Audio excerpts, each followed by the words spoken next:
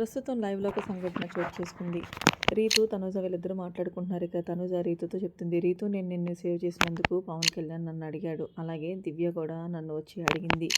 ఎందుకు మీరు రీతుని నామినేషన్ నుండి సేవ్ చేశారు? ఆమె కన్వే తోపైన హౌస్‌లో ఉన్న కంటెస్టెంట్ చాలామంది ఉన్నారు కదా! ముఖ్యంగా గేమ్ ఆడిన వాళ్ళు. సో, మరి మీరెందుకు గేమ్ ఆడిన వారిని సేవ్ చేయకుండా గేమ్ ఆడలేని వారిని సేవ్ చేస్తున్నారు?" అంటూ నా దగ్గరికొచ్చి దివ్య అడిగింది. సో, నేను అప్పుడేం చెప్పాను అంటే, "నీకు ఇష్టం వచ్చినట్లు నువ్వు చేసుకున్నప్పుడు, నాకు నచ్చినప్పుడు నేను చేసుకుంటాను కదా! నీకు నామినేషన్స్‌ని ఎవరిని డైరెక్ట్‌గా బిగ్ బాస్ నామినేషన్ చేయమంటే, వెంటనే ఆలోచించకుండా నా పేరు చెప్పావు. మరి నాకు అనిపించింది నీకన్నా బెటర్‌గా 1000 టైమ్స్ రీతు గేమ్ ఆడింది. నువ్వు వైల్డ్ కార్డ్ కంటెస్టెంట్‌గా అడుగుపెట్టావు. కానీ రీతు నాలాగే నాతో పాటు అడుగుపెట్టింది.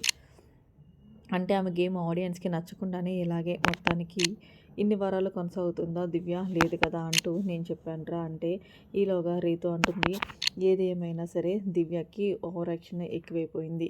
ఎందుకంటే గనక ఆమె కన్నా తోపు ఆమెలాగా గేమ్స్ ఎవరు ఆడలేరని ఆమెనే అనుకుంటుంది. కానీ ఆమె కన్నా తోపు బిగ్ బాస్ హౌస్‌లో తనుజ ఉన్న సంగతి మర్చిపోయింది.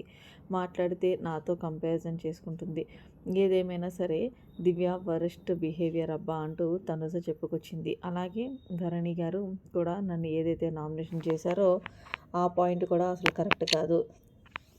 తనుజ అసలు సంచలనంగా నేను చేయలేదని చెప్పేసి అందరూ చెప్పిన పాయింట్స్ ఆయన కూడా చెప్తే ఏంటి లాభం అంటే, ఈలోగా తనుజ అంటుంది, "యాక్చువల్‌గా చెప్పాలి అంటే అక్కడ నామినేషన్స్ చేయాల్సిన పర్సన్ నువ్వు కాదు.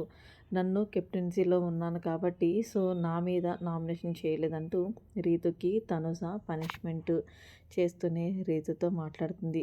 తనుజ మరి మొత్తానికి దివ్యకి దోలు తీర్చిన తనుజపై మీ అభిప్రాయాన్ని కామెంట్స్ రూపంలో తెలియచేయండి. మరిన్ని లేటెస్ట్ అప్డేట్స్ కోసం మన ఛానల్ సబ్స్క్రైబ్ చేసుకోండి. Thanks for watching. Bye. Have a nice day.